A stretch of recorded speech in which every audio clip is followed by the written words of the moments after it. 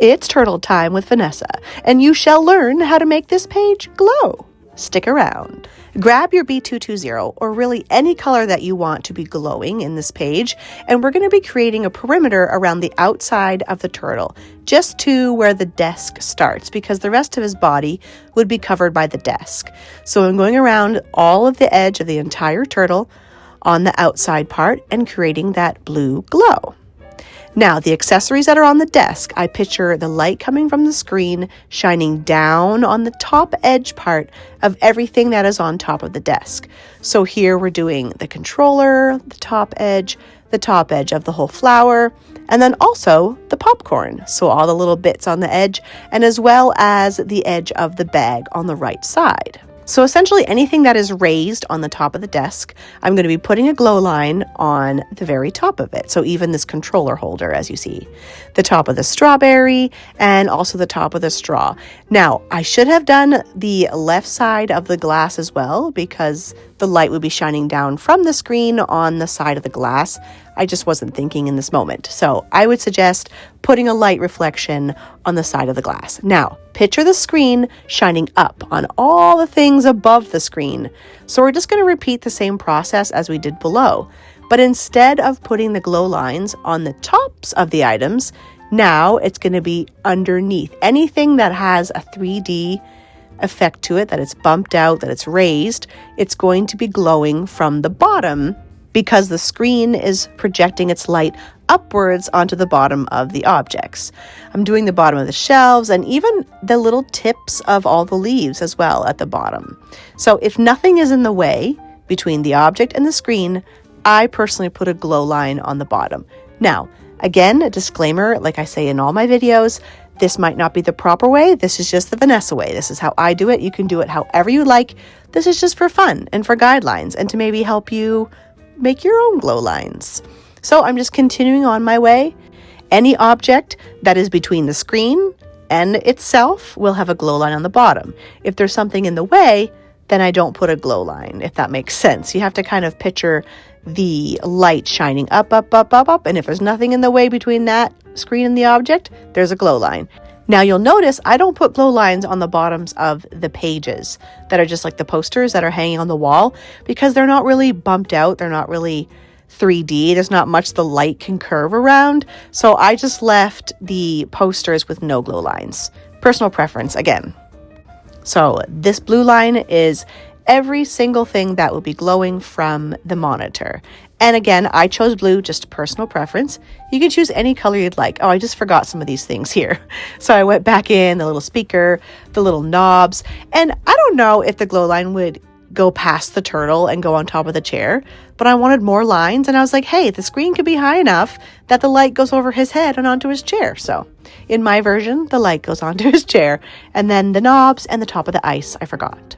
Now, I did use the same blue and brought it over to the sky on the actual screen to at least have that actual color that's glowing in the screen itself.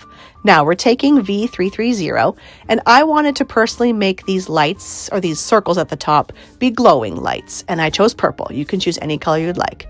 So what I'm doing is making glow lines from the purple lights. So the lights are going to be round and glowing in a circular fashion. So just below where the lights are, if the object is 3D and kind of in the way, I'm putting a little circle purple light.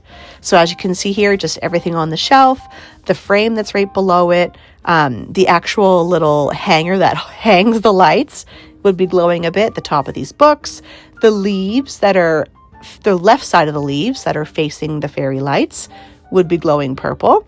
So again, you just kind of look at the source, so my fairy light, and do an imaginary line from the fairy light to the object. And if it's bumped out and 3D, there's nothing in the way, then that object would be glowing on that side closest to the fairy light.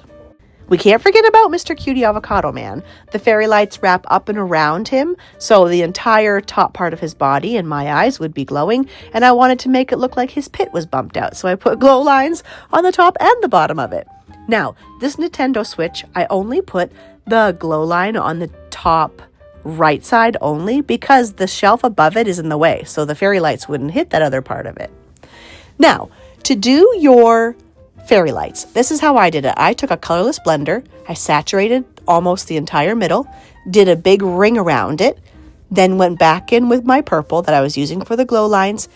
And as you can see, I just do a couple thick circles around and let the alcohol soak the rest of the way into the center where I already wet it down.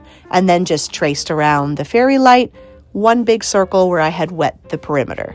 So let's do it again. We're taking a colorless blender. I'm just dampening the surface of the fairy light in the very middle, almost out to the edge. Make a big thick circle around the perimeter of it. And go back in with our normal purple color.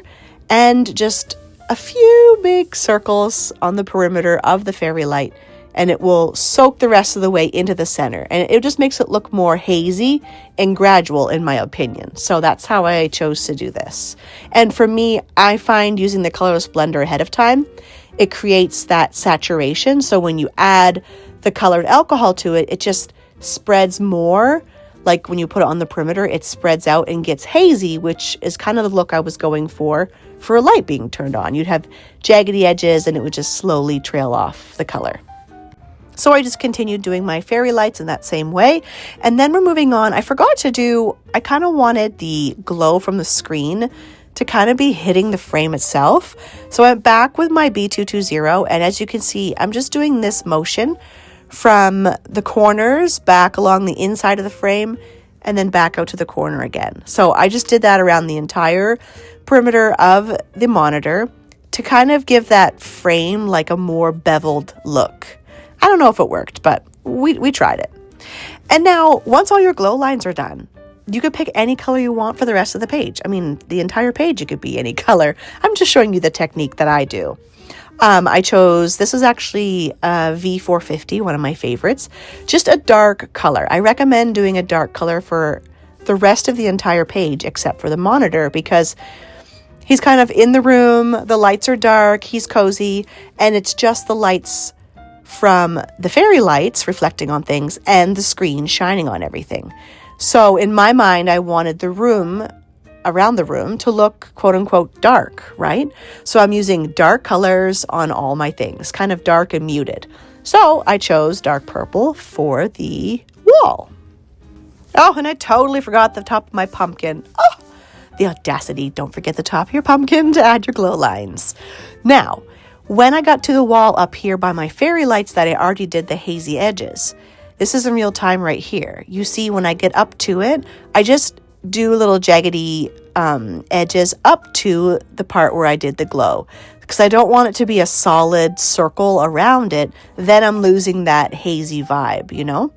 So I'm coloring the wall. Once I get up to where the haze starts, then I just start feathering my marker and kind of integrating it into the already feathered glow of the light. So just little zigzag back and forth. You get the sound effects and all from Vanessa. You guys know this, but that's just how I do it as I go around the fairy lights. I hope you can see by the motion that I'm doing. Yeah, that's just what I did. Now that I had the wall part done, I just had to color the rest of the page. So I chose darker, more muted colors for everything except for the screen. So as you can see, I chose a really dark, like dark blood red for the strawberry instead of something bright and cheerful. And the avocado, I did more of like a muted green, just to keep things not bright and in your face. I wanted it to be soft, darker, and muted. Now, for my screen here, I wanted the light to trail off the side of the frame. So just choose a light, medium, dark of whatever color you want.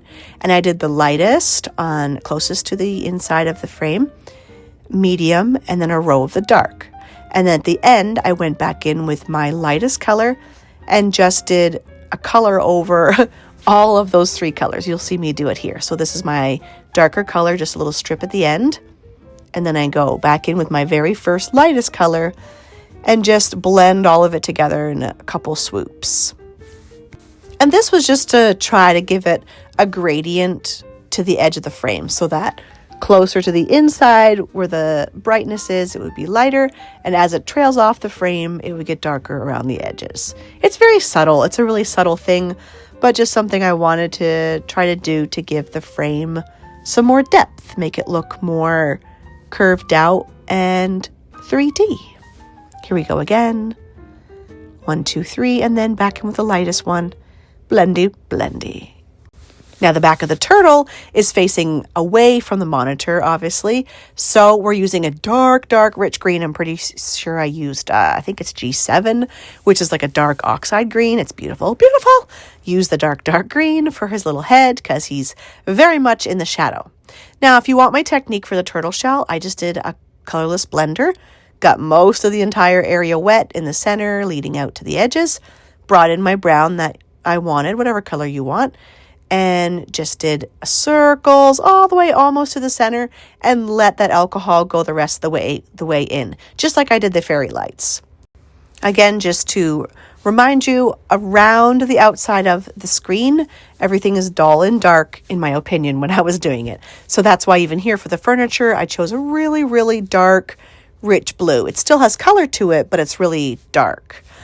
And then, as you can see, everything around the perimeter, I did dark. And now here for the screen, I'm just using bright, playful colors, like total opposite of what's happening around the screen. But I wanted you to look at the page and just see like, bam, the screen is bright and in your face. So as you can see here, I chose like a really bright green for the grass to just make it pop and the room be in the darkness and the shadows. Also, I couldn't help but give you this cute little bonus footage. Look at my little guinea pig. Listen.